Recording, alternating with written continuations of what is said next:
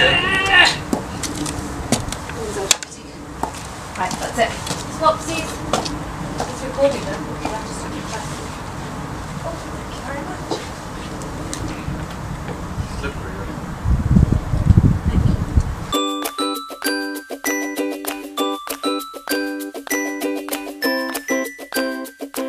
Assalamu alaikum lovelies, how are you? I hope that you are doing really well. Thank you so much for watching today. I'm going to do a video for you which combines a makeup tutorial and hopefully the outfit as well. We're going to get some shots of the outfit if Hubsy cooperates, if he comes outside with me now and does my filming for me. I thought that I would combine the makeup and the outfit because you guys seem to enjoy the fashion side of the videos as well. Every time I do a get ready with me or every time I show you outfits, you seem to like it. Correct me if I'm wrong. If you enjoyed this video, give it a thumbs up. And most of what I'm wearing today is available right now. It's quite recently bought. So my hijab, this is one of our bordered hijabs. I believe this is still in stock. I will need to double check that. I will link it. I'll link everything from this video in the description box under this video. So all the makeup I've used, the clothing and everything. Hand daisy chain. This is also from Pal Daisy. My top is from ASOS. The inner top is from Bershka. This is actually a knitted top. The jeans, I'm afraid, are probably not available now. These are from Zara. They're like 2 or 3 years old. My boots also are quite old. I have no idea where I bought them from. I will be taking also a jacket with me. This is a tailor-made jacket. My sister actually had it made for me from Velvet. And Velvet seems to be everywhere in the shops nowadays. So I'm sure you won't have too much trouble finding that one.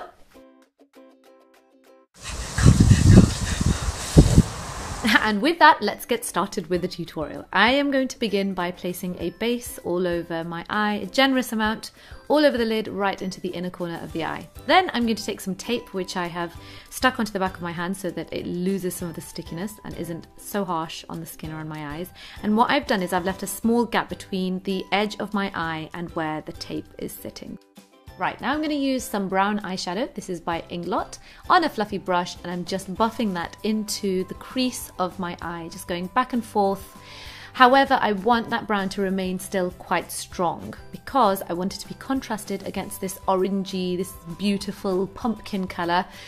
I have been really enjoying using oranges and warm colours in the crease of my eye lately, and so I'm going to take this and just literally buff over the top of that brown. Not too much because I don't want the colours to disappear. And then I'm going to move on to this Charlotte Tilbury eyeshadow palette, starting off with that light brown in the top right hand corner. I'm going to pack that all over my eyelid, leaving the outer corner of the eye bare, because that will be covered with the darker brown colour from the palette, which is on the bottom right hand corner there. I'm going to take that onto a fluffier brush so that it blends in really well. These eyeshadows, you guys, blend in so beautifully. They do all the work for you. And I'm going to use some of this black Colourpop eyeshadow right in the corner of the eye, just a tiny bit. Carefully buff that into the other brown, into the brown in the crease, and into that orangey colour just above.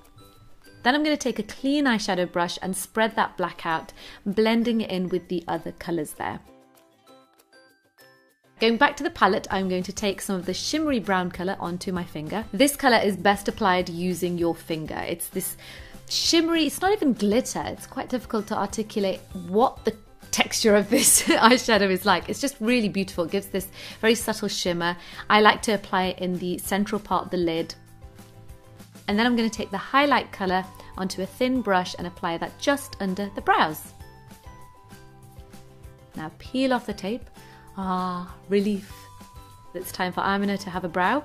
So I'm going to use my Ardea brow fibre. This is the best product ever if you want an all-in-one brow product. So I'm brushing it through and you can see it's applying colour to my brows. It also contains fibres, so it's going to add volume to my brow.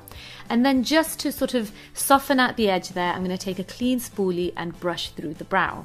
Now clean up under the eye. I did have some eyeshadow fall out there, so I'm taking some eye makeup remover on a Q-tip and wiping away there. And then I'm going to move on to lining the eye. For this I'm going to use this Rimmel eyeliner.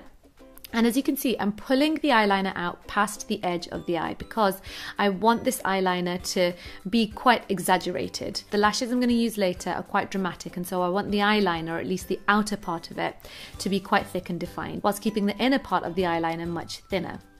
Because I want to add some eyeshadow under my lower lash line, I just want to add some concealer first, because I found that the brown just pops so much better when you have a nice base underneath. So I'm spreading that out with my finger and then going back to that darker brown shade that I used in the outer part of the lid. I'm going to brush that under my lower lash line. Build it up really well.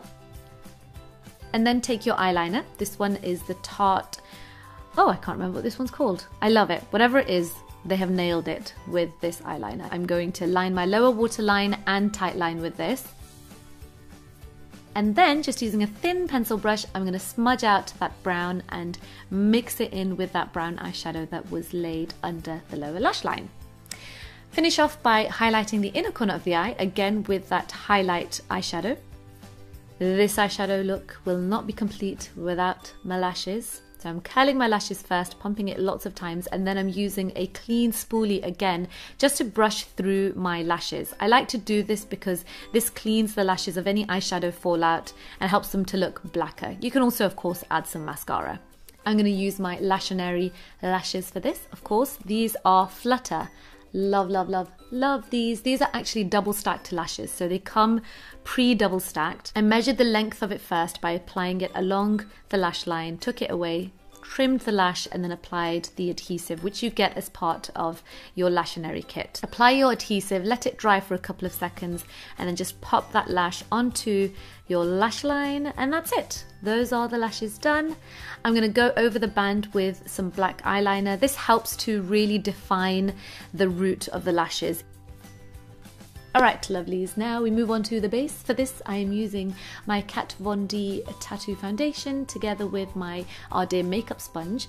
I like to use a damp sponge for this because that foundation is very thick. I do really love this foundation, mostly because it doesn't contain SPF, and so you don't get the flashback, particularly when I make videos and I'm using lighting.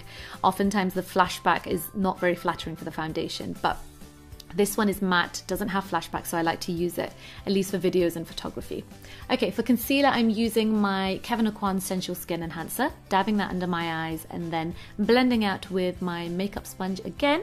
Now for contouring, I'm using my beloved Ardea Sculpt Stick. This has two shades. On the left there is the lighter one and on the right is the darker one, and you use them for different parts of the face. So I'm going to start off by using the light shade, applying this along the sides of my nose and also just at the front of my cheekbones there. I like to use the lighter one more towards the mid part of the face because it's obviously not as strong, and then I use the darker one along the perimeter of the face. So I'm doing these double lines along my cheekbones there, also using this darker Sculpt Stick colour along my jawline to camouflage the double chin and across the top of my forehead. Again, going back to the sponge, love it, love multitasking products. I'm just going to blend away using the bottom of the sponge for the darker colour and the tip of the sponge to blend away the lighter colour. So I use the side of the sponge to do my foundation, and then the base of it to do the darker Sculpt Stick colour and the tip of it to do the lighter Sculpt Stick colour. I love using a sponge for this because just dabbing away